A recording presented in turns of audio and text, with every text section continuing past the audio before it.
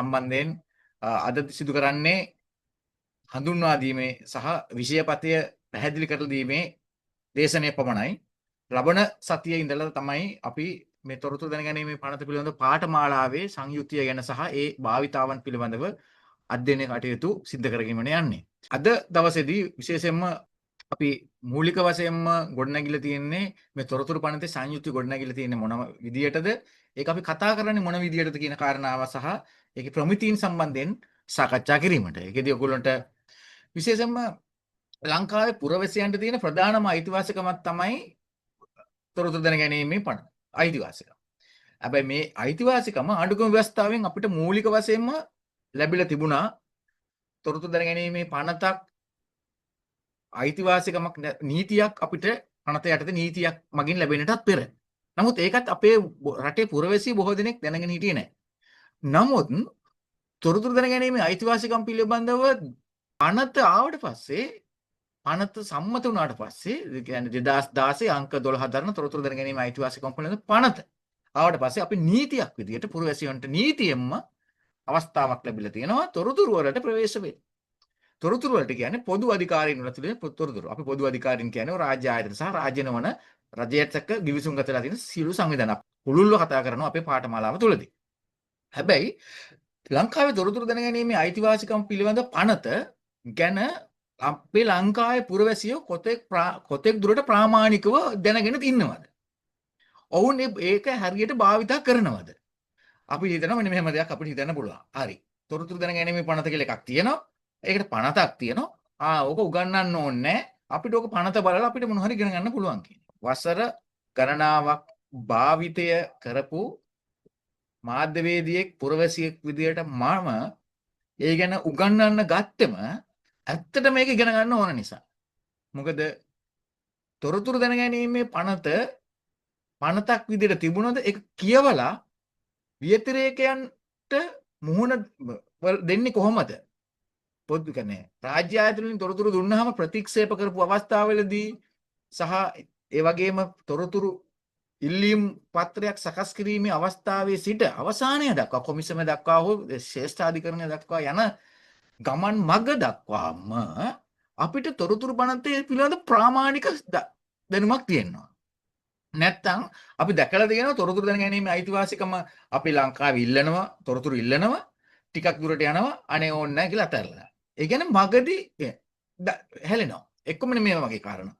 එක්කෝ අපිට මූලික වශයෙන්ම අපිට තියෙන ප්‍රධානම ගැටලුවක් තමයි අදාළ පොදු අධිකාරී නැත්තම් රාජ්‍ය ආයතන වලින් පුරවැසියන් නොමග යවීම. හේතුව දෙන්න පුළුවන් තොරතුරු පවා දෙන්න බෑ කියලා මට්ටමේ ප්‍රතික්ෂේප කරලා ඔබට දැනුවත් කරනවා. හැබැයි ඔබතුමා ඔබලා පුරවැසියන් ලෙස පමණක් ඒක තොරතුරු පනත භාවිතයෙන් දැනගෙන හිටියේ නැත්තම් ඔබට කවදාවත් ඉතින් ඉස්සරහට යන්න බෑ. ඔබ අර කියන දෙයට ඇහුම්කන් දීලා අඩිය පස්සර ගන්න වෙනවා. නමුත් මම දැන් මෙච්චර කාලයකට තොරතුරු ඉල්ලුම් පත්‍ර 3000කට අධික ප්‍රමාණයක් යොමු කරලා තියෙනවා ලංකාවේ විවිධ පොදු අධිකාරීන් වලට නැත්නම් රාජ්‍ය ආයතන අපි කියන කතාව. ඒකෙදි පැහැදිලිවම ලැබපු අත්දැකීම් සමුදායක් තමයි අද අපි මේ පාඨමාලාවක් විදිහට ඔබට ගෙනෙන්නේ. මේකෙදි විශේෂයෙන්ම අපේ පුරවැසියෙකුට තොරතුරු පත්‍රයක් සකස් කිරීමේ සිට තොරතුරු දැනගැනීමේ කොමිසම් සභාවේ කාර්යපටිපාටිය දක්වා ඉතින් ඉහළද කාරණාව දක්වාම වූ කාරණා මේ පාඨමාලාවේදී අපි කතා කරනවා. ඊටාම නිවැරදිව සහ තේරෙන විදිහට. සරලව කතා කරනකොට. ඒක තමයි අද මේ පාඨමාලාවෙන්ම අපි කරන්න බලාපොරොත්තු වෙන්නේ. විශේෂයෙන්ම අපි මේ පාඨමාලාවේ මූලික වශයෙන් අපි කතා කරනවා මේකේ සංකල්පීය සහ ගෝලීය රාමුව. දැන් අපි හිතන් ඉන්නේ තොරතුරු දැනගැනීමේ පනත කියලා එකක් තියෙන මේ ලංකාවේ විතරක් වෙන්න පුළුවන් කියලා හිතන කට්ටිය ඇති. තොරතුරු දැනගැනීමේ අයිතිවාසිකම කියන එක දන්නේම නැති එකක් ඇති. කට්ටිය ඇති. 50 කට්ටිය හිතන් ඉන්නවා අපේ පුරවැසියෝ හිතන් ඉන්නවා. තොරතුරු පනත තියෙන්නේ මේ මාධ්‍යවේදීවින්ට ඔය සිවිල් ක්‍රියාකාරීන්ට ඒ වගේ වෙන්නේ නැති අපි වැඩක් නැහැ. බොහෝ අවස්ථාවලදී තොරතුරු බොහෝ පුරවැසියන් තොරතුරු ඉල්ලුම් පත්‍රයක් දාන්න කියන්නේ අපිට. ඒ කියන්නේ ඒගොල්ලෝ දන්නේ හිතන් ඉන්නේ මේක මාධ්‍යවේදීන්ට හෝ වෙනත් ඔය ටිකක් ඉහළ ලෙවල් එකේ පුරවැසිය මේ සිවිල් ක්‍රියාකාරීන්ට තියෙන එකක්ද කියන එක. නෑ. මේක තොරතුරු දැනගැනීමේ අයිතිවාසිකම පිළිබඳව නීතියක් තියෙනවා. නීතියක් කොටසකට අයිති වෙන්නේ නැහැ. මේක සාමූහිකව එක සියලුම පුරවැසියන්ට. ශ්‍රී ලාංකික පුරවැසියන් වෙනුවෙන්ම හදපු නීතියක් තියෙනවා. ඒ වගේම තමයි මේක සංකල්පීය රාමුවක් ලෙස ලෝකයේ ගොඩනැගුණේ කොහොමද කියන එක අපි කතා කරන්නේ. හරිද? ඒකෙදි ගෝලීය වශයෙන් කොහොමද මේක කියන්නේ ලෝකයේ තුල කොහොමද මේක ගොඩනැගිලි තියෙන්නේ කියන එක මේ පාඨමාලාවේදී අපි කතා කරනවා. දැන් අපිට හිතෙන්න පුළුවන් මෙන්න මෙහෙම. එහෙනම් ගෝලීය වශයෙන් අපිට අවශ්‍යතාවයක් නැහැ. තොරතුරු දැනගැනීමේ පනත සම්බන්ධ ඉගෙන ගන්න. අපිට ලංකාවේ ගැන ඉගෙන ගත්තාම හොඳයි කියලා හිතන අයත් ඇති. නෑ. අපි මේක ගෝලීය වශයෙන් ඉගෙන ගන්න අපි යම් විෂයක් ඉගෙන ගන්නකොට ඒ විෂයේ ඉතිහාසගත කාරණාවල ඉඳලා අපිට තොරතුරු අවශ්‍ය වෙනවා ඒක ඉස්සරහට යන්න. මොකද ඔබ මේක මේ පාඨමාලාවක් ලෙස මේක ඉගෙන ගත්තට පස්සේ තවත් පිරිසකට අපිට මේක උගන්වන්නේ හැකියාවක් මඟ පෙන්වීමේ හැකියාවක් තියෙන්න ඕන. නැත්තම් මේ පාඨමාලාවකින් වැඩක් නැහැ. ඇප්ලිකේෂන් එකක් පුරවලා ප්‍රශ්න ටිකක් හදාගන්න නම් එකම පැය 4ක විතර දේශනයකින් සම්පූර්ණ කරලා ඉවර කරන්න පුළුවන් මට. නමුත් එතනින් එහාට ඔබට තොරතුරු ඉල්ලුම් පත්‍රය සාග ගැනීමට හැකි වුණත් ඔබට බෑ ඉස්සරහට යන්න. ඒක නිසා තමයි මේක ගොඩනගලා තියෙන්නේ මේ විදිහට. ඒ වගේම දැන් අපි දැනට ලංකාවේ සියලුම උසස් පෙළ sannivedanaංශේ ඉගෙන ගන්න ළමයින්ට ඒ sannivedanaය අදාළ විෂය නිර්දේශය තුළ මාධ්‍ය හා sannivedana අදාළ විෂය නිර්දේශය තුළ ඒ ලකුණු 40ක ප්‍රශ්නයක් තමයි තොරතුරු දැනගැනීමේ පනත සම්බන්ධයෙන් තියෙන ලකුණු 40ක ප්‍රශ්නයක්. නමුත් මේක ගොඩක් අය මට මතකයි 2023 හරි 23 වර්ෂයේදී ප්‍රශ්නයක් වරද්දලා තිබුණා. තොරතුරු දැනගැනීමේ පනත සම්බන්ධයෙන් දාපු උසස් පෙළට හදපු ප්‍රශ්නයක් වැරදිලා. නමුත් ඒ ප්‍රශ්න කරන්න කණ්ඩායමක් හිටියනේ. අපි ඒ ප්‍රශ්න අපිට අදාළ අංශ වලට දැනුවත් කරා. මෙන්න මේ ප්‍රශ්නේ මේ විදිහට හැදෙන්න ඕන කියන එක. නමුත් ඉතින් එවැනි තත්ත්වයක් රටට හැදිලා තියෙන්නම මේක හරියට පුරවැසියෝ අදාළ බරධාරීන්වත් දන්නේ නැති. පමණක් රාජ්‍ය ආයතන වල ප්‍රධානීන් තොරතුරු බණත ගැන දන්නේ නැහැ. පමණක් තොරතුරු නිලධාරීන් පත් කරලා තියෙන ආයතන තොරතුරු නිලධාරීන් ආයතන සෑම රාජ්‍ය ආයතනයකම තොරතුරු නිලධාරිය පත් කරලා තියෙනවනේ. ඒ අය දන්නෙත් නෑ මේ තොරතුරු පනත කියන්නේ මොකක්ද කියන්නේ. පමණක්කට තොරතුරු පනතේ සංයුති හරියට දන්නේ නැත්තම් කුමන හෝ බාධාවන් තියෙනවා. ඒ නිසාම ගැටුම් ඇති වෙනවා මේ පුරවැසියා සහ රාජ්‍ය ආන්ත්‍රණය අතර. මෙන්න මේක නතර කරන්න පුළුවන් වෙන්නේ අපි නිවැරදිව පාත් එකේ ගියොත් විතරයි. හරිද?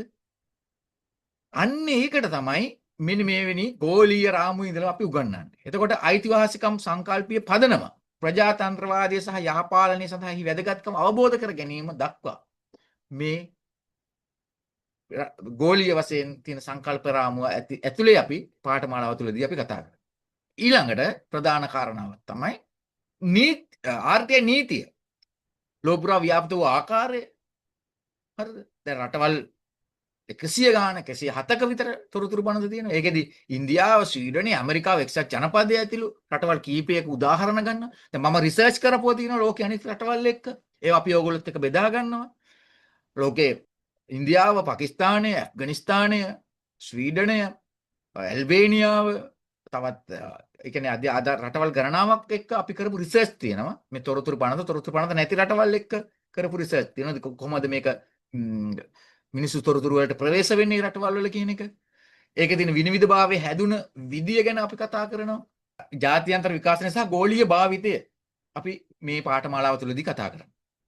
දැන් ඇත්තටම තොරතුරු දැනගැනීමේ අයිතිවාසිකම කියන්නේම පුරවැසියාට ලැබෙනවා ආණ්ඩුව නැත්නම් රාජ්‍ය ආයතනය විගණනයට ලක් කිරීම. දැන් අපි දන්නේ යම් රාජ්‍ය ආයතනයක් විගණනයට ලක් කරන්න පුළුවන් ක්‍රමයක්. ඒක තමයි ඒ රජයේම ආයතනයක් විසින් තමයි කරන්න වෙන්නේ. හරිද? හැබැයි අපිට පුළුවන් එළියේ ඉඳගෙන යම් විගණනයකට ලක් කරන්න. පුරවැසියාට පුළුවන් අවකාශය ලැබෙනවා. මේ තොරතුරු බණ තියෙන තොරතුරු විමසන. හරිද? එතකොට වගවීම තහවුරු කිරීමට වගකීම වගවීම් තහවුරු කිරීමට අපිට හැකියාවක් ලැබෙනවා. සහ පුරවැසියෙක් විදිහට ඔබටත් අභිප්‍රායන් තියෙනවා. ඔබටත් උමනාවන් තියෙනවා. ඔබ සිවිල් ක්‍රියාකාරකයෙක් වෙන්න පුළුවන්. ඔබ දේශපාලන ශාස්ත්‍රයට සම්බන්ධ පුද්ගලයෙක් වෙන්න පුළුවන්. ඔබ ශිෂ්‍යයෙක් වෙන්න පුළුවන්. ඔබ යම් කිසි ආකාරයක පුද්ගලයෙක් වෙන්න පුළුවන් මේ සමාජයේ ඇතුලේ විවිධ ක්‍රියාකාරකම් යෙදෙන. නමුත් ඒ සෑම පුද්ගලයෙකුටම රාජ්‍ය තන්ත්‍රයේ තියෙන තොරතුරු වලට ප්‍රවේශ වෙන්න ඕන තියෙන තමයි දැනට 2016 අංක 12 දරන තොරතුරු දැනගැනීමේ අයිතිවාසිකම් පිළිබඳව පනත මගින් අපිට ලබා දීලා තියෙන ඒ නීතිමය අයිතිවාසිකම්. එතකොට අපිට ඒක දැන් මේ ආකාරයෙන් තොරතුරු පනත ගොඩනගෙනකොට ඒකේ ඉතිහාසයෙන් ඉඳලා අපි ඉගෙන ගැනීමේ වැදගත්කම ඊටාම වටිනා එකක් බවට පත් වෙවි. මේකේ දැන් ඇත්තටම දැන් අපි ලංකාවේ ඇතුලේ කතා කරනකොට තොරතුරු පනත ගැන දැන් ලංකාවේ ඕගොල්ලන් දන්නවා අපි දැන් අපි මේකේ පාඨමාලාව තුළදී හොඳට ඒක ඕගොල්ලන්ට පැහැදිලි කරනවා ලෝකයේ අනිකුත් තොරතුරු අයිතිවාසිකම් පනත් ඉක්මවල ලංකාවේ පනත ඉස්සරහට වෙලා තියෙනවා. එතකොට මේ ජාත්‍යන්තර ප්‍රමිතින් සහ මූලධර්ම හැදෙන්නේ කොහොමද කියන එක අපි මේ පාඨමාලාවේදී කතා කරනවා. පොදු රාජ්‍ය මණ්ඩලය සහ අනිකුත් ජාත්‍යන්තර ආයතන ප්‍රධාන ප්‍රකාශන සහ මූලධර්ම පිළිබඳව මේ පාඨමාලාව තුළදී කතා කරනවා. මොකද අපි අඳුරේ අතපත ගෑම තුලින් තමයි අද අපේ ලංකාවේ බොහෝ මිනිස්සුන්ට මේ නීතිය නොදන්නාකම ඒ කියන්නේ නිසා තමයි බොහෝ ජනතාවකට සිදු වෙලා තියෙන්නේ දැන් අපි කියමු ට්‍රැෆික් නීතිය ගැන යම් තරමකට අපි හරියාකාරව ඉගෙනගෙන තියෙනවා නම් යම් විදියකට අපිට ඔය පොලිසිය ට්‍රැෆික් වලදී ගැටෙන්න ඕනේ නැහැ. රණ්ඩු වෙන්න ඕනේ නැහැ. අපි නීතිය ගැන නොදැනුවත්ව සිටීම නිසා තමයි අපිට ගොඩක් දුරට මේ ගැටීම් ඇති වෙලා තියෙන්නේ. නීතිය ගැන දන්න කෙනා නීත්‍යානුකූලව ඒ දේ කරනවා. ඒ වගේම තමයි මේ දැන් අපිට මේ ලංකාවේ තියෙන අනපනත් එක්ක ගත්තට පස්සේ මේ තොරතුරු පනත කියන්නේ සුවිශේෂීම එකක්.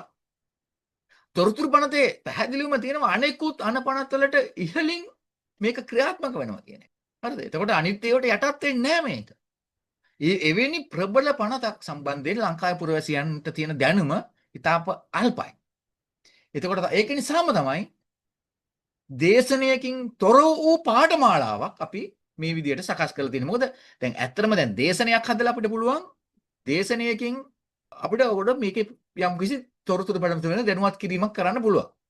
පැය 3ක, පැය 2ක, පැය 4ක, දවසක, දෙකක ඒව අපි වැඩමුළු විදිහටත් අපි ඒක කරලා තියෙනවා. වැඩමුළු වලදීත් යම් මට්ටමක අපි මේක කරගන්න ගෙන යනවා. නමුත් මෙතරම් පුළුල්ව මේක උගන්වන්න වෙන්නේ නැහැ. හේතුව තමයි ඒ කාලය මදි. එතකොට ප්‍රායෝගිකව ඒක ඉස්සරහට ගෙන යන්න තියෙන කාලය මදි. අවශ්‍යතාවයන් හැදෙන්නේ අඩුවෙන්. ඒක නිසා තමයි අපි පාඨමාලාවක් විදිහට අපි මේක අපි සකස් කරගලා මේ ඔබ වෙනුවෙන්ම ඉදිරිපත් කරලා තියෙන්නේ. දැන් මූලික කාරණා තමයි තොරතුරු පනත එන්නේ ලංකාව තුළ විකාශනයට. ලංකාවේ තොරතුරු පනත එන්නේ මේ නිකන් මල් වට්ටියක තියලා මිනිසුන්ට ආණ්ඩුවෙන් ගෙනල්ලා දීපු එකක් නෙමෙයි. මේකේ යම්කිසි විකාශනයක් තියෙනවා ලංකාව තුළ. කොහොමද මේක ලංකාවේ දේශපාලන තන්ත්‍රය තුළ සිවිල් ක්‍රියාකාරීන්ගේ මාධ්‍ය සංවිධානවල බලපෑමක් තුළ මේක ලංකාව ස්ථාපිත කරගන්න ලැබුණේ. තොරතුරු දැන ගැනීම අයිතිවාසිකමක් ලංකාව පිළිබඳ පනතක් විදියට. අයිතිවාසිකම් පිළිබඳ පනතක් විදියට. කොහොමද අපිට මේක අවස්ථාව ලැබුණ කියන එක මේ පාඨමාලාව තුළ ඉතාම පුළුල්ව අපි කතා කරනවා. ඒ අදාළ කෙටුම්පත් එක්ක. එතකොට ඒවට අදාළ PDF ඔයගොල්ලෝගේ මේ අපේ WhatsApp සමූහයට අපි එකතු කරනවා.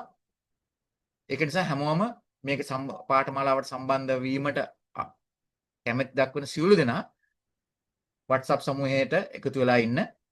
WhatsApp group එකට WhatsApp channel එක follow කරලා තියාගන්න. එතකොට ඔයගොල්ලන්ට ඒ updates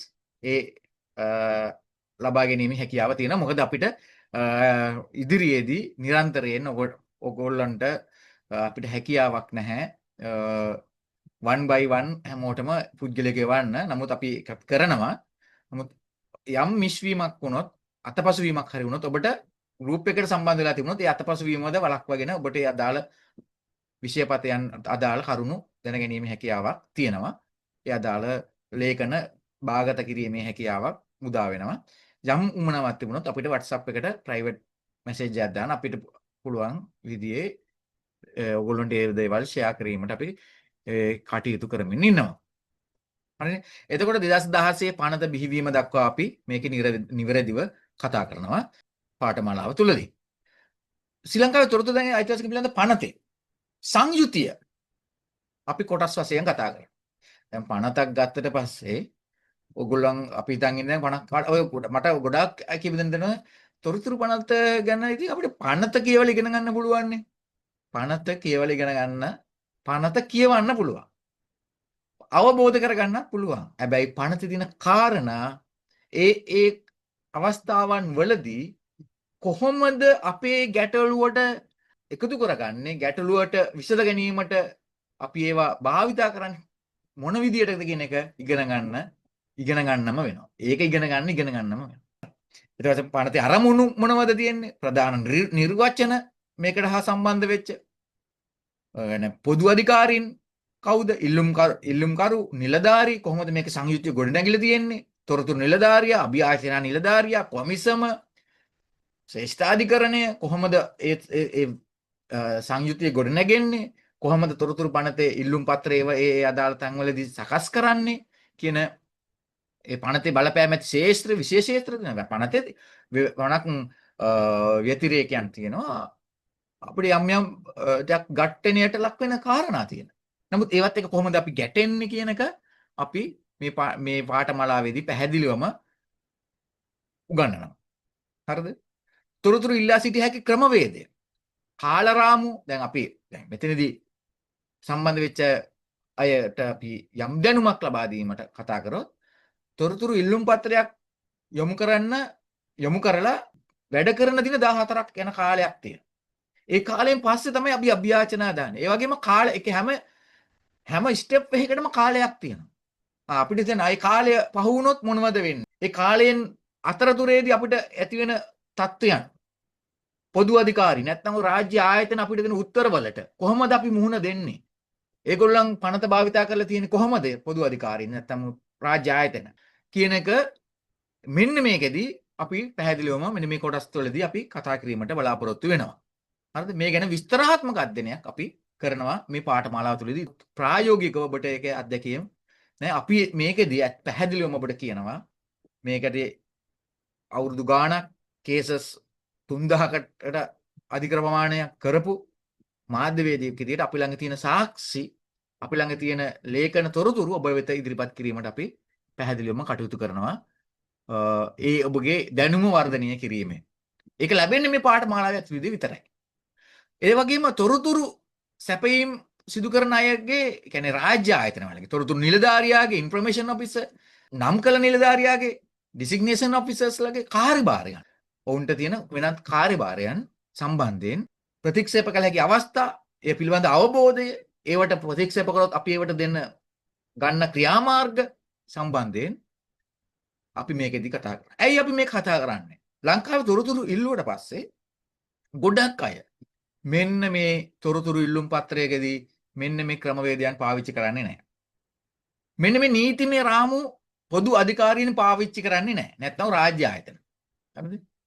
පොදු අධිකාරීන් කියලා පැහැදිලිවම ඔබට පැහැදිලි කරොත් පොදු අධිකාරියක් කියන්නේ ඔය පොදු අධිකාරිය කියන වචනේ නැතුව රාජ්‍ය නිලධාරී රාජ්‍ය ආයතන කියලා වචනේ නැතුව පොදු අධිකාරීන් කියලා දාලා තියෙනවා මොකද? මොකද රාජ්‍ය ආයතන කිව්වොත් රජයේ ආයතන ටික විතරයි. නමුත් පොදු අධිකාරීන් කිව්වට පස්සේ පැහැදිලිවම ඔබට තේරුම් ගන්නවා රජයත් එක්ක කිවිසුම්ගත වෙලා තියෙන අනෙකුත් ආයතන සහ වෙනත් ව්‍යවස්ථාපිත ආයතන සියල්ලක්ම මේ පොදු අධිකාරීන් කියන කොටසට අයිති වෙනවා. හරිද? මේ වලිනුත් අපිට තොරතුරු ගන්න පුළුවන්. මෙච්චර කාලයක ඔයගොල්ලෝ දැනගෙන හිටියේ නැතුණා. ඒ හැම ආයතනයකම අපිට තොරතුරු ලබා ගැනීම හැකියාව තියෙනවා. මෙන්න මේ අයගේ කාර්යභාරය මේගොල්ලොන්ට කටයුතු කරන්න පුළුවන් නීතිමය වපසරිය ඒවා කඩ වෙනවා නම් අපි ඒවට ගන්න ඕන පුළුවන් විවිධ ක්‍රියාමාර්ග සම්බන්ධයෙන් අපි කතා කිරීමට බලාපොරොත්තු වෙනවා. ඒ වගේම ඉල්ලීමක් නිවැරදිව සකස් කිරීම. තොරතුරු ඉල්ලීමක් නිවැරදිව සකස් කිරීම. නිදර්ශන සහිතව සරල බසින් සහ නිවැරදි ආකෘතියකට තොරතුරු ඉල්ලීම සකස් කිරීමේ ප්‍රායෝගික ක්‍රමවේදය අපි මේකෙදි ඔබ වෙත ඉදිරිපත් කරනවා. උගන්වනවා. ඒක නිසා දැන් පවණක් අය අපි දැන් මටම වෙලා තියෙන දෙයක් තමයි නිවැරදිව මුල් කාලේනම තොරතුරු ඉල්ලන්න දැන් තොරතුරු පනත සම්මත කරපු දා ඉඳලම මම තොරතුරු ඉල්ලන. හරිද? එතකොට වසර ගණන් එක තොරතුරු ඉල්ලීමකට ෆයිට් කරලා තොරතුරු අරන් තියෙනවා. එතකොට ප්‍රතික්ෂේප කරන්න බැරි තත්ත්වෙටම අපි එතෙන්ට ගිහිල්ලා තියෙනවා. ඒ සියලු දැනම යක් සැඟවිච්ච එකක් නෑ. ඔබ වෙත බෙදා ගන්න අපි කටයුතු කරනවා. ඒ වගේම මේ පාඨමාලාවත් එක්ක රැඳී සිටින අයට අපි නොමිලේ යම් අවස්ථාවයක් වුණොත් උපදේශනයක් සපයන්න අපි අපේ බැඳිලා ඉන්න අපි කණ්ඩායම. ඒ කියන්නේ ඔබට යම් පාඨමාලාවෙන් පස්සේ හරි යම් ගැටලුවක් ආවොත් විසඳ ගන්න බැරි අපි ඒකට කොහොමද විසඳුම් හොයාගන්නේ කියන එක ඒවට මුහුණ දෙන්න කියන එක ඔබට ගයිඩ් කරන්න අපි කටයුතු කරනවා ඉස්සරහට. හරිද? ඒක නිසා අපි නිවැරදිව තොරතුරු පත්‍රයක් හැදුවේ නැත්නම් ඔබට තොරතුරු ලබා ගැනීමේ හැකියාව නැති වෙලා යනකොට. හරිද? ඔබට අහිමි වෙන්න පුළුවන්. ඒම අහිමි වෙච්ච අවස්ථා අපිටත් තියෙනවා. එතකොට ඒක අවම කරගන්න අපිට දැන් හැකිය වෙලා තියෙනවා ඒ අත්දැකීම් නිසා. කිසිම නිවැරදිව තොරතුරු අයිතිවාසී තොරතුරු පනතක් යටතේ තොරතුරු ඉල්ලුම් පත්‍රයක් හදාගන්නේ කොහොමද කියන එක ඉල්ලුම් පත්‍රයට අදාළ ප්‍රශ්නාවලිය කොහොමද ගොඩනගාගන්නේ? ඒ ප්‍රශ්නාවලිය නිවැරදිව ස්ටෙප් බයි ස්ටෙප් හදාගන්නේ කොහොමද? මග හැරෙන්නේ නැතුව. මම ඒකට හොඳ උදාහරණයක් කියන්නම්. ඔබ දැන් තොරතුරු ඉල්ලීමක් කරනවනේ. ඔබ තොරතුරු ඉල්ලලා අවසානයේදී ඔබ ඉල්ලන තොරතුරු වලට අමතරව අවශ්‍ය තොරතුරක් ඒකෙම තියෙනවා. නමුත් ඔබ ඉල්ලලා නැහැ. එතකොට ඔබ වෙන්නේ හරි. අර මුලින් තොරතුරු ඉල්ලීම වල තොරතුරු දුන්නා. හැබැයි ඔබට නැවතත් තොරතුරු ඉල්ලීමක් දාන්න වෙනවා. මොකද මුල් තොරතුරු ඉල්ලීම නිවැරදිව කාලානුරූපීව හදලා නැහැ. අවශ්‍ය තොරතුරු ටික මදි. ඒ වගේ අවස්ථාවන් වලදී කොහොමද ක්‍රියාත්මක වෙන්නේ? අපි මුලින්ම තොරතුරු ඉල්ලීම හදනකොට මොන වගේ ක්‍රමවේදයකට හදන්නේ? මොන වගේ විද්‍යාත්මක ක්‍රමවේදයකටද වේදයක ඇතුළත තොරතුරු ඉල්ලුම් පත්‍රයක් හදන්නේ කියන එක මේ යටතේ අපි කතා කිරීමට බලාපොරොත්තු වෙනවා. ඒ වගේම නීතිමය සහ අභියාචනා ක්‍රියාවලිය. දැන් අපිට තොරතුරු දෙන්නේ නැත්තම් එතනින් එහාට අභියාචනා කරන්නේ කොහොමද? තොරතුරු ප්‍රතික්ෂේප කළ හැකි ව්‍යතිරේක මොනවද? ඒවල කොටස් මොනවද? ඒ ව්‍යතිරේක වලට අපි මුහුණ දෙන්නේ කොහොමද? ඒවත් එක්ක ෆයිට් කරලා අපි කොහොමද තොරතුරු ලබා ගන්න? දැන් තොරතුරු පනතේ පස්වෙනි වගන්තියේ පැහැදිලිවම සඳහන් වෙනවා තොරතුරු ප්‍රතික්ෂේප කළ හැකි අවස්ථා. අමතක කරන්න එපා ඒක ප්‍රතික්ෂේප කළ හැකි අවස්ථා විතරයි. ඒවා දිය නොහැකි අවස්ථා නෙමෙයි. ප්‍රතික්ෂේප කළ හැකි අවස්ථා. ඒ වගේ ප්‍රතික්ෂේප කිරීම 900කට වැඩිය 1000ටත් වැඩිය මම මුහුණ දීලා තියෙනවා. 1000කටත් වැඩිය ප්‍රතික්ෂේප කිරීම. හැබැයි අද වෙනකන් එකම අවස්ථාවක එක තොරතුරු ඉල්ලීමකත් සම්පූර්ණ තොරතුරු ඉල්ලීම නෙමෙයි එක කොටසක් ඇරෙන්න අනිත් සියලුම දේවල් අරන් තියෙන මේ වෙනකොට. ඒ ડોකියුමන්ට් ෆව ඔයගොල්ලන්ට PDF වශයෙන් ඔයගොල්ලන්ගේ අධ්‍යයන වලට ලබා දෙනවා. ඒ වගේම පස්වෙනි වගන්තියේ තියෙන කාරණා සම්බන්ධයෙන් ප්‍රතික්ෂේප කළ හැකි කාරණා සම්බන්ධයෙන් අපි මේක පුරුල්ල කතා කරනවා. ඒ හැම එකකම උදාහරණ සහිතව ඒවට මුහුණ දීපු අවස්ථා ඒවත් පස්වෙනි වගන්තියේ ප්‍රතික්ෂේප කළ හැකි අවස්ථාවන් එක්ක තොරතුරු ලබා ගන්න පුළුවන් ඒවා අපි මේකදී කතා කරනවා. මම කෙටියෙන් කතා කරොත් මෑත කාලීන ජනාධිපති ලේකම් කාර්යාලයේ තොරතුරු ඉල්ලුම් රාශියක් මම කළා. එතකොට අප පස්වෙනි වගන්තියේ පණකට ජාතික ආරක්ෂාව පුද්ගලිකත්වය කියලා තොරතුරු දෙන්න බෑ කියපු තොරතුරු බව අපි ගත්තා. අපි ඒ සියලුම ආකාරයේ පැහැදිලි කිරීම මේ පාඨමාලාවේදී ඔබගේ දැනුම වර්ධනය කරන්න අපි කතා කරනවා. ඒ වගේම පුද්ගලිකත්වයේ වාණිජ කියන්නේ ප්‍රතික්ෂේප කළ හැකි අවස්ථා තියෙනවා පස්වෙනි වගන්තියේ. ඒක පුද්ගලිකත්වයේ වාණිජ රහස් පාර්ලිමේන්තු වරප්‍රසාද සහ පරීක්ෂණ කටයුතු අධිකරණ තීන්දුව වලට බලපෑමක් වෙන දේවල් ඒවා ප්‍රශ්න තියෙනවා ව්‍යතිරේකයන් තියෙනවා. ඒ වෙලෙදී කොහොමද අපි කටයුතු කරන්නේ? මහජන යහපත උදෙසා ඒ තොරතුරු ගන්නෙ කොහොමද? තොරතුරු 55 වගන්තිය පොදු යහපත එන කාරණාව යටතේ අපි තොරතුරු ලබා ගන්නේ කොහොමද කියන එක අපි මේ පාඨමාලාවේ ඇතුළතදී පැහැදිලිවම කතා කරනවා. ඊළඟ අභියාචනා ක්‍රියාවලියේදී ආදීර 1 සහ 2 යටතේ අපි මේ පාඨමාලාව ඇතුළේ කතා කරනවා. තොරතුරු නිලධාරියාගේ තීරණයට එරෙහිව නම් කරන නිලධාරියාට සහ ඉන්පසු RTI කොමිසම් සභාවට අභියාචනා කිරීමේ පියවර ගැන උළුල්ව කතා කරනවා. හරිද? තොරතුරු දැනගැනීම නිලධාරියාගේ පවණක් කාල තොරතුරු දීම ප්‍රතික්ෂේප කරත් ලැබෙන තොරතුරු ප්‍රමාණවත් නැත්නම් කිසිදු ප්‍රතිචාරයක් නොදැක්වීම ආදී කාරණාවන් තුලදී අපිට ඇති වෙන ගැටලු සහගත තත්ත්වයන් තුලදී අපි අනිවාර්යයෙන්ම කොහොමද ඊළඟ ස්ටෙප් එකට යන්නේ කියන එක මෙන්න මේ ආදීර 1 සහ 2 යටතේ අපි පැහැදිලිව කතා කරන්න බලාපොරොත්තු වෙනවා නිදර්ශන සහිතව. ඒ වගේම කොමිසම් සභාවේ සංයුතිය සහ කාර්යය අභියාචන විභාග කිරීමේ ක්‍රියාවලිය සහ තීරණවල නීතිමය බලය සම්බන්ධයෙන් අපි කියන්නේ කොමිසම් සභාවේ ව්‍යුහය සහ බලතල සම්බන්ධයෙන් අපි මේ පාඨමාලාවේදී පැහැදිලිව කතා කරනවා. ඇයි අපි මේක ඉගෙන ගන්නේ?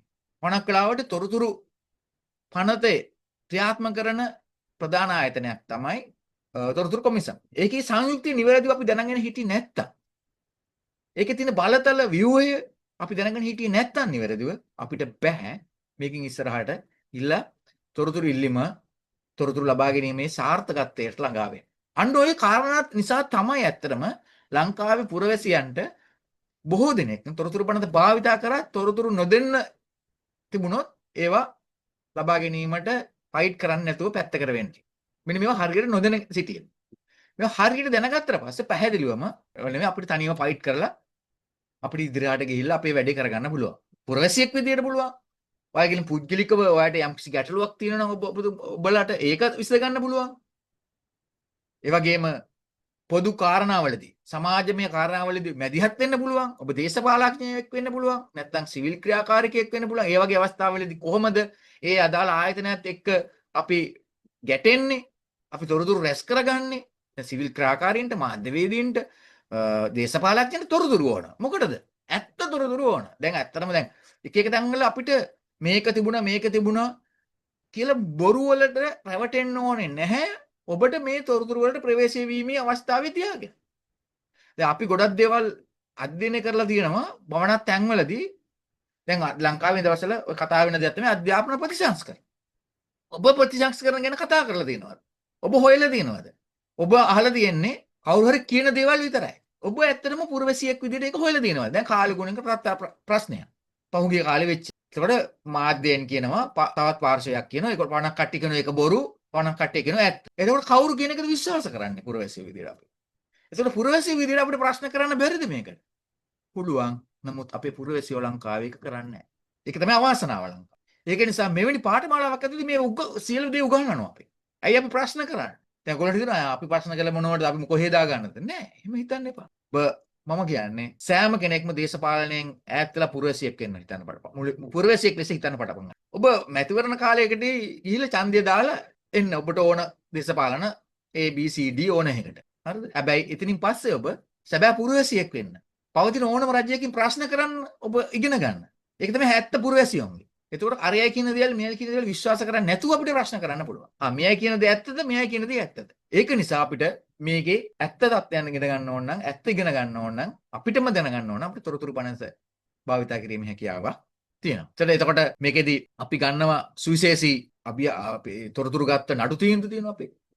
ඒවා ඒ කියන්නේ අභියාචනා විභාගයන් වල තීන්දුව තියෙනවා. දැන් ඒ තීන්දුව කොච්චර වැදගත්ද? ඉස්සරහට අපේ තොරතුරු ඉල්ලීම් වලට අර පසුගිය දීපු තීන්දුව කොච්චර වැදගත්ද? දැන් එක තීන්දුවක් තීන්දුවක් ගොඩාක් අරන් තියෙනවා 1000කට වැඩිය තොරතුරු කොමිසමටම ගිහිල්ලා. ඊට අමතරව මම එකක් ඔබට උදාහරණයක් විදිහට කිව්වොත් දැන් එක්තරා දැන් පේරාදීනී ශික්ෂණ රෝහලෙන් එක අවස්ථාවකදී මගෙන් තොරතුරු ඉල්ලීමකදී මීට අවුරුදු 3කට හෝ 4කට කලින් මට කිව්වා මගේ හැඳුනුම්පතේ පිටපතක් දෙන්න. දැන් මොකද ඔබ නම් මොකද කරන්නේ?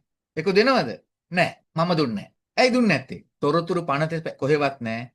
අපේ හැඳුනුම්පත් වල පිටපත් දෙන්න, අපි කවුද කියලා හෙලි කරන්න, තොරතුරු ඉල්ලන කාරණාව මොකද්ද කියලා කියන්න කිසිම දැනක නැහැ. තොරතුරු ඉල්ලුම් පත්‍රේ පැහැදිලිව තියෙන යට දාලා ඔබ පුරවැසියෙක්ද නැද්ද කියලා විතරයි. හැබැයි ඒකට ඔබ උත්තර දෙලා තියෙනවා. මම පුරවැසියෙක් කියලා ඔප්පු කරලා තිබුණා. මම කිව්වේ මොකද්ද? ඕගොල්ලෝ මනාව පුරවැසියෙක් කියලා ඕගොල්ලන්ට හැංගෙන්නේ නැත්තම් සැකයක් තියෙනවා නම් අපරාධ දණ්ඩ නීති සංග්‍රහය යටතේ ඒක වරදක්. ඒ යටතේ ඕගොල්ලන් පොලිසිය පැමිණිල්ලක් දාලා මට විරුද්ධව නීතිමය ක්‍රියාමාර්ග ගන්න. මම හැඳුනුම්පතේ පිටපතක් ඕගොල්ලන්ට දෙන්නේ නැහැ කියලා ඒගොල්ලෝ අපේ තොරතුරු දුන්නේ නැහැ මට. මම කොමිසමට ගියා. කොමිසමේ පැහැදිලි තීන්දුවක් දුන්නා. තොරතුරු ඉල්ලුම් කරුවෙක්ගේ මෙන්න මේ තොරතුරු ඉල්ලන්න බෑ කියන එක. ඉතින් මේ තීන්දුව වැදගත් නැද්ද ඔයගොල්ලන්ට? වැදගත්. ඒ වගේ තීන්දුව 100 ගණනක් අපි සතුව තියෙනවා ඔබත් එක බෙදා ගන්න. ඒ සියලුම දේවල් පුළුවන් ආකාරයෙන් ඔබගේ මේ දැනුම වැඩි කරන්න අපි මේ පාඨමාලාව තුළදී බෙදා ගැනීමට කටයුතු කරනවා.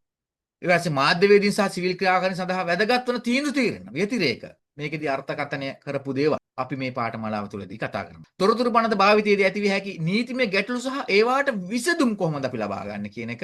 හරිද? දත්ත ආරක්ෂක නීතිය, අපහාස නීතිය කොහොමද එක මේව ගැටෙන්නේ කියන එක අපි මේ පාඨමාලාව තුළදී යම් මට්ටමකින් කතා කරනවා මේ පාඨමාලාවට වැදගත් නිසා. ඒකට ලංකාවේ දැන් විමර්ශනාත්මක මාධ්‍යකරණය කියලා කියන්නේ දත්ත මත පදනම් වෙච්ච ඒවා රජයේ වගවීම ඉහළ නැංවීම සඳහා RTA භාවිත කළ හැකි ආකාර සම්බන්ධයෙන් කතා කරන මාධ්‍යවේදීන්ට මේක සුවිශේෂී අවස්ථාවක් කරගන්න පුළුවන්කම තියෙනවා. කොහොමද මේ එක ඉස්සරහට යන්නේ කියන එක. මම දැන් මාධ්‍යවේදියෙක් විදියට මම තොරතුරු පනත පාවිච්චි කරලා නිරන්තරයෙන් තොරතුරු රැස් කරනවා. ගොඩක් ටීවී වල යන ප්‍රොජෙක්ට් වලට අදාළ සාක්ෂි ගොඩක් අපි එකතු කරගෙන තියෙනවා. නමුත් ලංකාවේ තාම මාධ්‍ය තුල මේ තොරතුරු පනතට කියන එක එච්චර සුවිශේෂී තැනක් දීලා නැහැ. ඒක අවාසනාවක් ලංකාවේ තියෙන. තොරතුරු දැනගැනීමේ අයිතිවාසිකම පිළිබඳ භාවිතයට සුවිශේෂී තැනක් දීලා නැහැ. පුරවැසියනුත් එහෙමයි. ඒක අවාසනාවක්.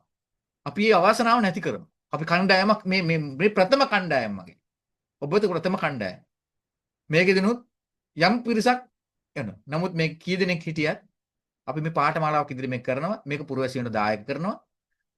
මේක මේ හැම කොටසක්ම අපි YouTube පරහා මේකේ රෙකෝඩින් බෙදා ගැනීමටත් කටයුතු කරමින් ඉන්නවා. ප්‍රජා මට්ටමේ ව්‍යාපෘති, පරිසරය, මානව හිමිකම්, දේශීය පාලන විනිවිදභාවය සඳහා RTI කොහොමද? RTI කියන්නේ Right to Information Act එක යොදාගන්නේ කොහොමද? Right to Information අපි තොරතුරු අයිතිවාසිකම් කොහොමද යොදාගන්නේ? දැන් ප්‍රජාව දැන් ඔයගොල්ලන් ගමේ පාරවල් හදනවා. ඔයගොල්ලන්ට ප්‍රශ්න කරන්නේ කොහොමද ඔයගොල්ලන්? කාපට් එක කොච්චර ඝනකමක් තියෙද කියලා ඔයගොල්ලන් දන්නවද තාම? පාර හදලා කැඩුනත් හොයන්නේ නැහැ. කැඩුන නිවුස් එක මාධ්‍යවේදීන් ඉන්නවනම් ගහනවා වෙන්න පුළුවන්. නිවුස් එක අපි ටෙලිකාස්ට් කරන කැඩුන පාර කැඩුනා. හරිද? නමුත් ඇයි පාර කැඩුනේ? ඒක ප්‍රමිතියට තිබුණද කියන එක හොයන්න එක මේව ළමක් තමයි මේ තොරතුරු පනත. ඕනම ව්‍යාපෘතියක් පාසලක් හදනවා, බිල්ඩින් එකක් හදනවා. ඒව කොහොමද අධීක්ෂණය කරන්න පුළුවන්? ඒ වෙලයි RTI Act එකේ තියෙන තොරතුරු පනතේ තියෙන ව්‍යතිරේක මොනවද අපිට ඒක කරන්න හැක් වපසිරියන් මොනවද කියන එක අපි පෙඟෙදී පැහැදිලි කරනවා. විශේෂයෙන්ම තොරතුරු කිව්වට පස්සේ මේ අපි ගන්න ලියුමක් දාලා ගන්න දේවල්ම විතරක්ම නෙවෙයි. තොරතුරු කියන්නේ. තොරතුරු කියන එක පැහැදිලිව තොරතුරු පනතේ සඳහන් කරලා තියෙනවා. අපි ඒ ගැන පැහැදිලිවම කතා කරන මේ පාඨමාලාව තුළදී මොනවද තොරතුරු කියන්නේ කියන එක. තොරතුරු කියන්නේ මේ කොල්ල ටිකට විතරක් නෙවෙයි කියන එක. අපි තොරතුරු පනතේ දාලා මෙන්න මේ ආදාළ ඩොකියුමන්ට්ස් විතරක් නෙවෙයි කියන එක මේ පාඨමාලාවේ පැහැදිලිව අපි ඔයගොල්ලන්ට කතා කරනවා. ඔයගොල්ලන්ගේ දැනුම වැඩි කරන්න. විෂය නිර්දේශ අදාළ කරුණු කියන්නේ උසස් පෙළ සිසුන්ට අදාළ විෂය නිර්දේශ අදාළ කරුණු මේ පාඨමාලාවේදී අපි කතා කරන්න බලාපොරොත්තු වෙනවා. උසස් පෙළ මාධ්‍ය උසස් පෙළ කියන්නේ මාධ්‍ය සහ sannivedana ආධාරණ සිසුන්ට. ඊට අමතරව සිසුන්ට වැදගත් නැද්ද? සිසුන් නෙමේ මේක තියෙන්නේ කොටසක් නෑ මේක සියලු පුරවැසියෝ දැනගන්න. ප්‍රශ්න කිරීම තුළ වගවීම උගන්වන්න ඕන පුරවැසියෝ. ඒක අපි නිවැරදිව කරන්නේ කොහොමද? ඒක නිසා අපි මේක පැහැදිලි කරන්න කියන හැදී මම මේක මාධ්‍යවේදීන්ටවත් මේක සිවිල් ක්‍රියාකාරීන්ටවත් දේශපාලකින්ට විතරක් බ්ලොග් වෙච්ච එක නෙමෙයි සියලු පුරවැසියන්ට. පාසල් සිසුන්ද මේක වැදගත් වෙනවා. අපි මාධ්‍ය අධ්‍යයනය ආධාරණ මාධ්‍ය සහ ජන සංනිවේදන ආධාරණ උසස් පෙළට ආධාරණ දරුවන්ට මේක විෂය නිර්දේශයේම තියෙන නිසා මේක විතර වැදගත්. මේක විෂය නිර්දේශේ ලකුණු 40ක ප්‍රශ්නයක් එන කොටසක්. ඒක නිසා මේ පාඨමාලාවට යම්කිසි දරුවෙක් සම්බන්ධ වුණොත් කොහේ හරි ඒ දරුවට අනිවාර්යයෙන්ම ලකුණු 40 ගන්නවා කියන එක නැති. මගේ භාෂාවෙන්. ඊටාම පහසුයි. ඒ වගේම මහජන අධිකාරීන්ට පනතේ බලපෑම් මොනවද කියන එක. හරිද? ඒ කියන්නේ දූෂණය අවම කරන්න කොහොමද? එතකොට ඒ වෙලාවේ තියෙන මහජන අධිකාරීන් වල කියන්නේ පොදු අධිකාරීන් කියන එක වලට අපි ප්‍රශ්න කරන්නේ කොහොමද? ඒගොල්ලොන්ගේ දූෂණ වංචා අවම කරගන්නේ කොහොමද කියන එක මේ බලපෑම් කරන ආකාරයන් අපි මේ පනතේ ඇති නීතිමය ප්‍රතිපාදනයන්ට අනුව මේදී අපි සාකච්ඡාවට ගන්නවා මේ පාඨමාලාව තුළදී. එතකොට අතියයි නිසි භාවිතය සහ අනිසි භාවිතය පිළිබඳ මිනිස්සු. පනතේ පවතින දුර්වලතා අවශ්‍ය සංශෝධන සහ ආර්ථික ක්‍රියාවට යොදා ගැනීමේ ක්‍රමවේදයන් සම්බන්ධයෙන් අපි මේ ඉදිරියේදී කතා කරමු පාඨමාලාව යටතේ. ඒ වගේම සහභාගී වෙන ඔබ විසින් සිදු කරන ලද සහ තවත් අපේ මේ තොරතුරු අයිතිය භාවිතා කරපු ඉල්ලීම් මාතෘකාවන් පිළිබඳ කෙටි ඉදිරිපත් කිරීම. කණ්ඩායම් හෝ තනි වශයෙන් අපි කරන්න බලාපොරොත්තු වෙන මේ පොඩි මේ කියන්නේ පොඩි ව්‍යාපෘතියක් විදිහට ව්‍යාපෘති ඉදිරිපත් කිරීමක් විදිහට. ඒක අපිට මේකේ කොටසක්. මේ පුහුණු පාඨමාලාවක් විදිහට යන්නේ මේ. මේක නිකන් මම දේශනා කරන ඔයගොල්ලෝ අහන් ඉන්න එකක් විතරක්ම නෙවෙයි. එහෙම එකක් නෙවෙයි. අද එහෙම වෙන්න පුළුවන්. දැන් මම කතා කරනවා ඔයගොල්ලෝ අහන් ඉන්න. මම අද හඳුන්වා දීමක් විතරයි මේ කරන්නේ. හැබැයි ඉස්සරහට එහෙම නැහැ. ඉස්සරහට ඔයගොල්ලොත් කතා කරනවා මමත් කතා කරන්නේ. හරිද? ඒක තමයි ක්‍රමය. ඔයගොල්ලන්ට තියෙන ප්‍රශ්න මගෙන් අහන්න ඕන. මොනකට ඕගොල්ලන්ගුත් මටත් ඉගෙන ගන්න දේවල් තියෙන්න පුළුවන්. හරිද? අපි ඒක නිසා අපි මේ සාමූහික ක්‍රියාවලියක් විදිහට තමයි මේ පාඨමාලාව යන්නේ. සමස්ත පාඨමාලාව පුනරීක්ෂණ, ප්‍රශ්නෝත්තර, සැසි සහ නිගමන අවසානයේ කොහොමද අපි ඒවට පෙළඹෙන්නේ නිගමන වලට එන්නේ කියන එක අපි මේකෙදි පනවලේ සාරාංශය සහතික පත්‍ර ප්‍රදානය ඒ ආදී වශයෙන් අපි කිරීමට බලාපොරොත්තු වෙනවා. හරිද? ඊට පස්සේ මේක අපි සෙනසුරාදා හරි ඉරිදා හරි දවසක අපි යම් මට්ටමක සෙනසුරාදා කරන්න බැරුණොත් ඉරිදා අපි කරනවා. හරිද? ඒක මේ සැසි 8ක් මාස දෙකක් වගේ කාලයකදී ඊට පස්සේ ප්‍රායෝගිකව අපි කාරණාවලදී ඊළඟ මාසේ අපි ප්‍රායෝගිකව මේ කොහොමද අත්හදා බලන්නේ කියන එක ඉගෙන ගන්නවා. ඔබ RTI ඇදුම් පත්‍රය යොමු කිරීම ඔබට ඔබගේ තියෙන ගැටලු ඔබේ ප්‍රදේශයේ තියෙන ගැටලු ඔබලව හඳුනාගෙන ඔබට කොහොමද පොළඹවන්නේ ඔබට RTI තොරතුරු ඉල්ලුම් පත්‍රයක් නිසියාකාරයෙන් යොමු කරන්න කියන එක ගැන අපි මේ පාඨමාලාවේදී අපි පැහැදිලිවම ඔයගොල්ලන්ට උගන්වනවා. හරිද? ඒ වගේම පෞගිය කාලේ තිබිච්ච